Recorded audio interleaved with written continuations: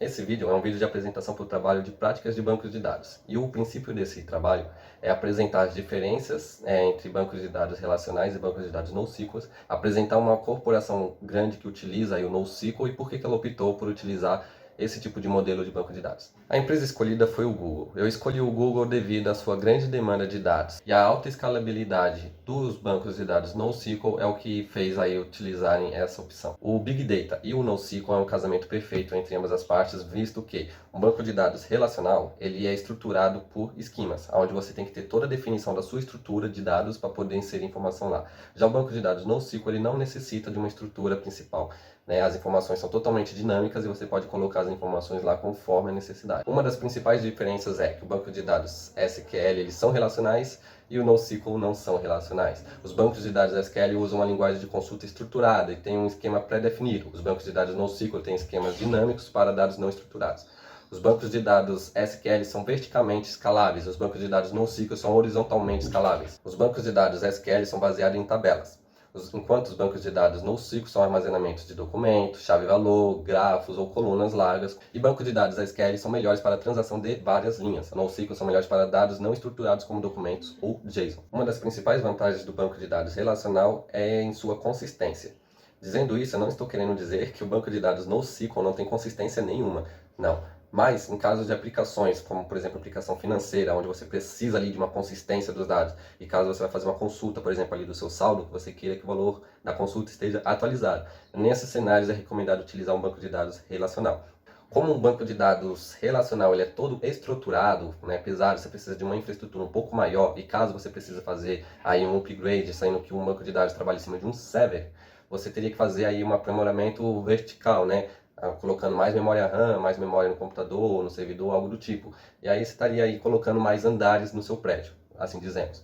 Num banco de dados NoSQL, como você trabalha com vários nós, e caso um nó caia, outro nó assume a responsabilidade automaticamente, sem perda de dados, você pode fazer um crescimento aí horizontal, adicionar novos servidores, coisa do tipo. Que no exemplo anterior, se você adiciona novos andares, nesse exemplo aqui você adiciona novos prédios aí dentro da sua comunidade. Então você tem um crescimento aqui bem maior comparado aí ao crescimento do banco de dados relacional. Então, trabalhar com banco de dados NoSQL, quando se trata de escalabilidade, sem dúvida é a melhor escolha.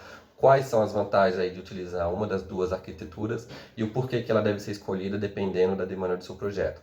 Lembrando que, em minha opinião pessoal, a melhor linguagem, a melhor tecnologia utilizada é aquela que você domina.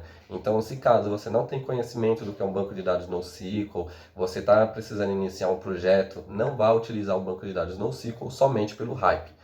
Tá? Utilizar uma ferramenta somente por hype, sem saber se ela é consolidada, sem saber as principais vantagens, como utilizar essa ferramenta, pode te trazer muitas dor de cabeça, visando que no futuro você vai precisar do conhecimento para utilizar essa ferramenta que você não tem.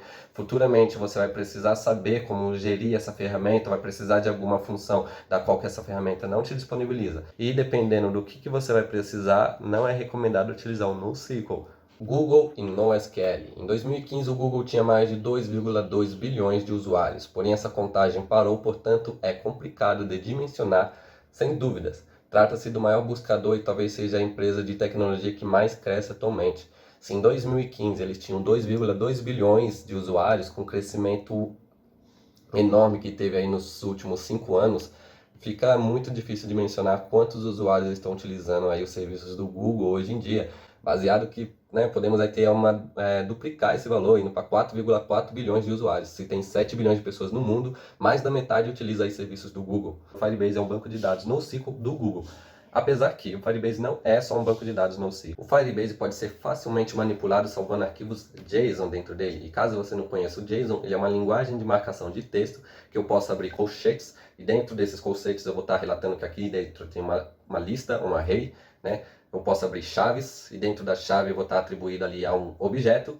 E dentro das chaves eu tenho aí, entre aspas, a minha chave, o nome da chave, do meu atributo chave, 2 pontos e aí na frente o valor.